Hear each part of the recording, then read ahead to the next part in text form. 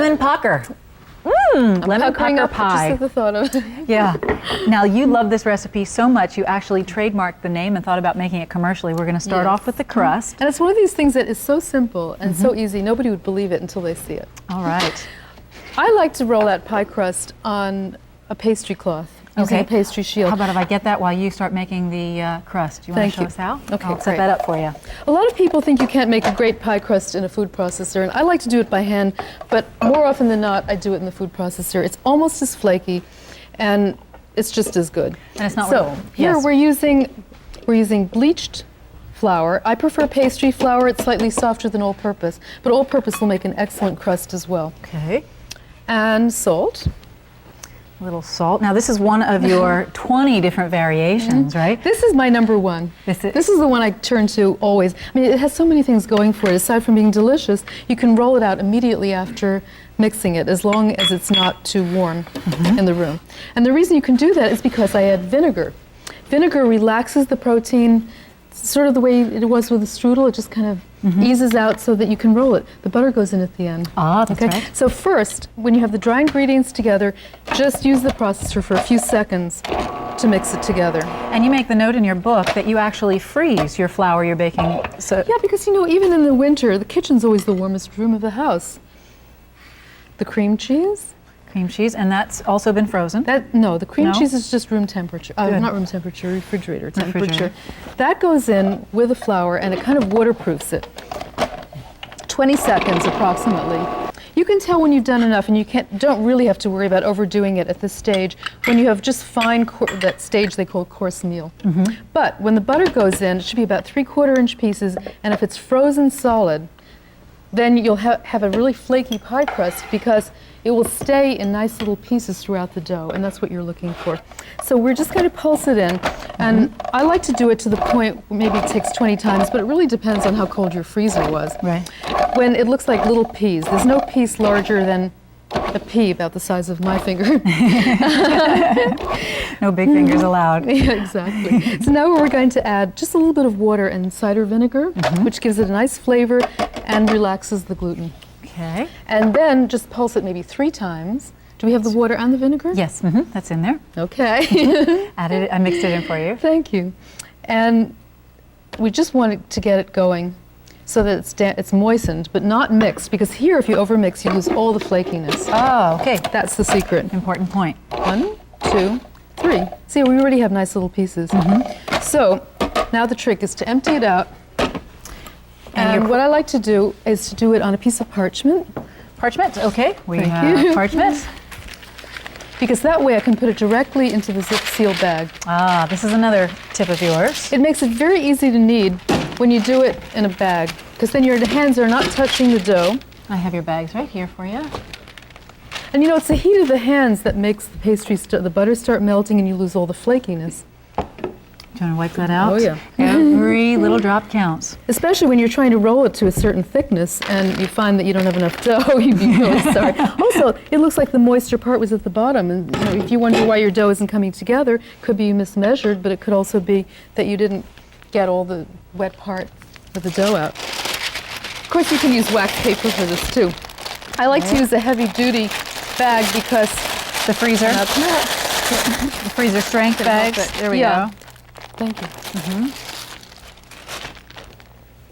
Freezer strength bags. Yeah, because otherwise it could tear. Now we're going to knead the dough in the bag just until it comes together, and that way we're not over-handling it, and then empty it out just to finish the last couple of seconds on the plastic wrap. Okay. Onto the plastic wrap it goes. And if you find it's still a little sticky, you can always sprinkle extra flour. In fact, we don't have to worry about it being tough by adding extra flour? Thank you for mentioning that, because funny. Yeah, well actually, I like to use the Wondra instant flour that comes in a canister, because it's a special kind of flour that even when you add it, you don't get any extra flour worked into it. I mean, you get the extra flour, but you don't get the flour that toughens it, and that way it keeps it from sticking and it's easy to sprinkle. But if you don't add too much and you use the plastic wrap, you're not going to be left with too much extra flour in the dough. Okay, flatten it and refrigerate. Refrigerate it, and it's 45 minutes at least, up to a day, so it can relax. Okay, and this is one that's already been refrigerated, and we need to let it sit out for a few minutes so that it has a little bit time, so it's not too cold. Exactly. Right? And it actually, if you don't have time, you can always, have you ever seen chefs whacking it with a rolling pin to soften it? Yes, kind of beating But it. it's so much easier to do when it's, see, I'm lightly flouring it again. If you take the time to let it soften.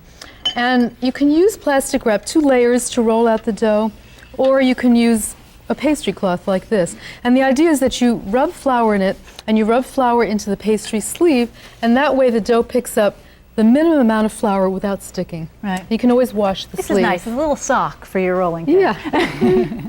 It's actually called a rolling pin sock. Yes. And it's going on with great resistance because it's a wooden rolling pin. There we Okay, go. and now we just rub a little bit of the flour into that.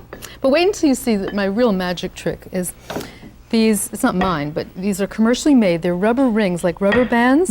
And that's how I keep my pie crust even throughout. Ah. These little rings, these are 1/8 of an inch. So I like a really thin crust, so it's, you know how the bottom crusts are awful when they're not fully baked and they're pasty? I agree, yes. They don't need to be as thick as they usually are. Oh, this is great. So you can imagine that this elevates it exactly off the counter, the amount that you want, and that's the space between that and the pin Oh, excellent. that the dough is going to That's be. great, Rose. Thank you. Yeah.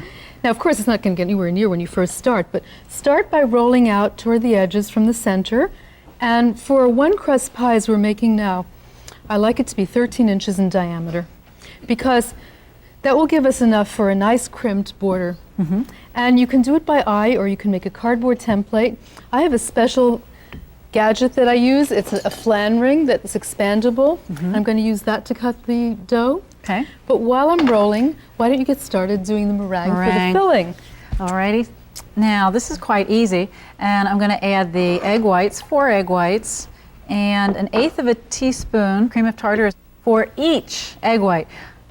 And I'm just going to get those just frothy, get them going. Right.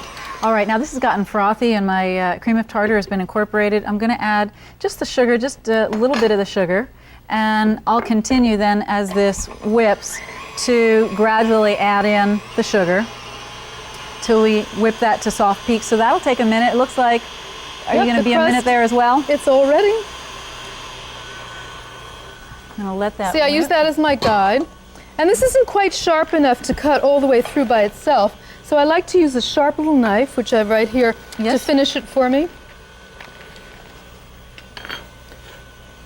It almost marks it all the way through. Now, if you don't have one of those, Rose, what's I your use a suggestion? cardboard template. I just make a round cardboard and run the knife around it. And I always save scraps because this crust, see how it's strong enough so that it has a little bit of stretch? Yes. So it's not going to break. I overlap them and re-roll them and freeze them, and when I want to make a little pie, I've always dough in the Little freezer tartlets. ready. Exactly. I always call them sprinkle- pilots. Yeah, pilots. See, I'm folding it in quarters to transfer it into the pan. It's such a beautiful dough to work with. You can drape it over the rolling pin too, of course, to transfer it, but I find with this dough it's strong enough so that you can fold it and then just unfold it. And you have no worries. Yeah. Now, if a dough is so strong and stretchy, you know it's going to be a tough dough. But if this is not withdrawing back in and it wasn't hard to roll, you know you have a very nice tender dough as well as one that's going to hold up and be flaky.